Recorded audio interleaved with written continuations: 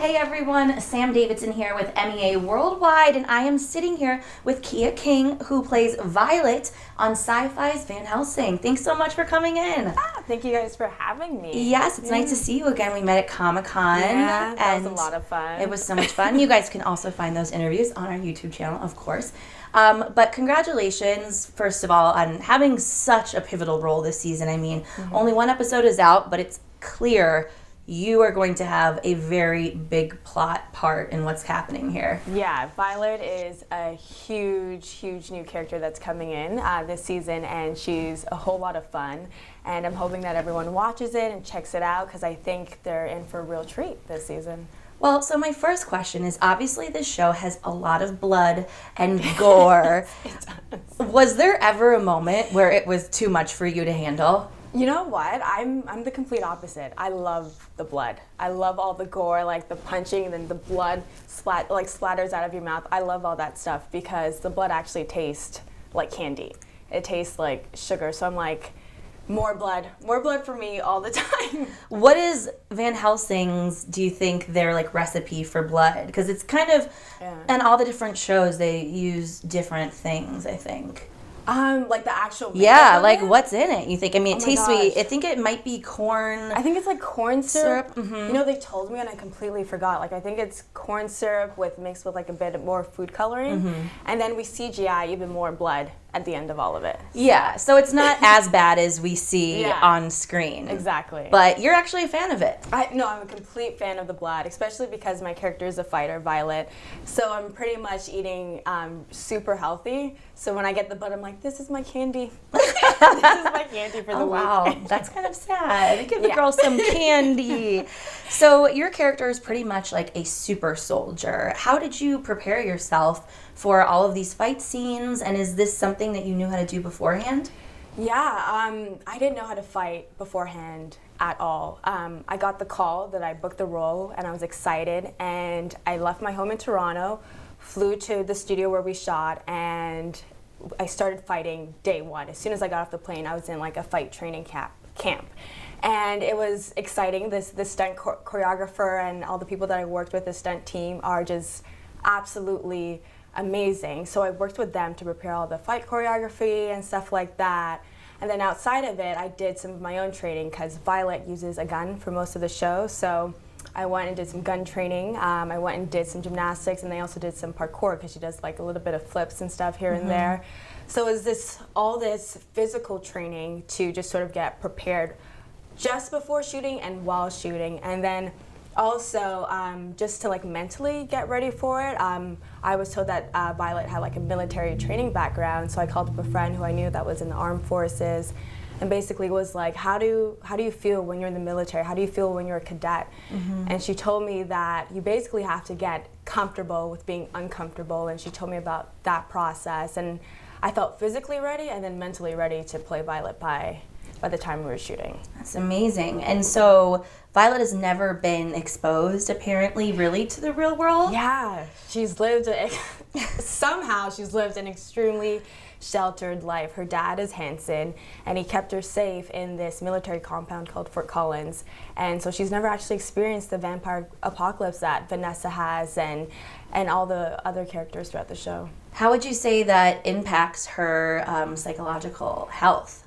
I think she thinks she knows everything, which is funny. It's great because she thinks she knows everything about vampires, about the outside world, even though she's not been exposed to it. But the journey is that she does get exposed, and she's like, holy crap, she wasn't ready. She was not ready for what was. Who is ready, right? Exactly. But what about the human interactions? I mean, I'm assuming that it's still very difficult for Violet to even tackle those, since she hasn't had a lot of human interaction at all. Yeah, I think she wants that human interaction, and she befriends someone really important in the show. I don't want to spoil it, but she meets a mentor that she really loves and adores, and that human interaction is filled through working with that person. Trying to be as vague as possible, but... Well, on that note, I might just dig a little bit deeper here. So the relationship between Violet and Julius, you know, is something that we see that is set up in the first episode. Okay, so you do be seeing, all right. I watch. I mean, you know, if the first episode premiered last week, so we see just a taste of it. So that is going to be hopefully a positive, you know, interaction with her. That's going to be the Julius and Violet dynamic, Juju and Vi in my head, is going to be a really interesting dynamic. I think they're going to have a great time together. Or you'll see that they'll have a great time together. So any romance at all, you would think, or it's just strictly no? No. Okay. Good. All right, good. You just gotta ask. You never know, especially on these shows. True. And what about Violet's relationship with her father? Obviously, he made some very strong choices by, you know, shielding her from the entire world for so long. So is it a love-hate relationship, or is it not a positive relationship at all? I think it's kind of like any kid and parent where the kid is just really, or the parent is really just hard, like a helicopter parent, and that's what he is, Hansen. And I feel like any kind of relationship like that is strenuous, and so you see a lot of them, they love each other, but it's still like, I need to breathe and you don't let me breathe, and you'll see that explored throughout the whole actually season. You'll see that, and you'll also find that she just really loves her father, and she just really wants his acceptance and love, and it's a really interesting dynamic between the two of them. And I think that's one of the things I really love about Van Helsing, is that it's about the family relationship. You know, you see that with Vanessa and her daughter, and or Vanessa and Scarlett. Like, that's what I love. Even though we're in this like vampire apocalyptic world, there's so many more metaphors to it, and one of them is like that familial struggle. Sure. I mean, because how we know him, he's very cold-hearted. Yeah. And do you think that he locked you up and did that to you purely out of love and fear, or was it something more sinister? I think it was out of love and fear. Okay. Yeah, like just want to keep his daughter just protected, absolutely protected, and he loves her very much. It kind of does make sense. You know, if you were in this like vampire apocalypse situation, what would you want to do? You'd want to, keep your kids safe. Exactly. You want to keep them locked up, out of harm's way, where you know things will be okay and where you can watch them. Yeah. So would you say that your character kind of becomes more humanized just because being locked up like that makes you very guarded and not well with human interaction? So once she's out, is she going to kind of become more of a normal human being, or are the implications and the consequences from her being there really going to unfortunately show? I think you have to watch to find out. Okay, I think we have our answer. Yeah, but I will say she does actually find more of her humanity. That's all I'm going to say. Okay. She does. I'm not going to say anything else. So one of the best things about this show is the feminist undertone. Oh my God, yes, yeah. It's so cool. It's so special. What they've done with this story is really revolutionary. Yeah. So tell me a little bit about how Violet falls into that as far as the feminist undertone of the show. Well, I think the whole show is basically, or definitely this season, is going to be more about a group of badass women. Dracula, I mean, all of us. It's going to be a great experience watching all these badass women sort of just have their own storyline in this season. And Violet fits in that realm, just being just a badass young girl trying to find her way. And she's really impulsive, but she's also thoughtful, and she's learning to just be a better human in this world.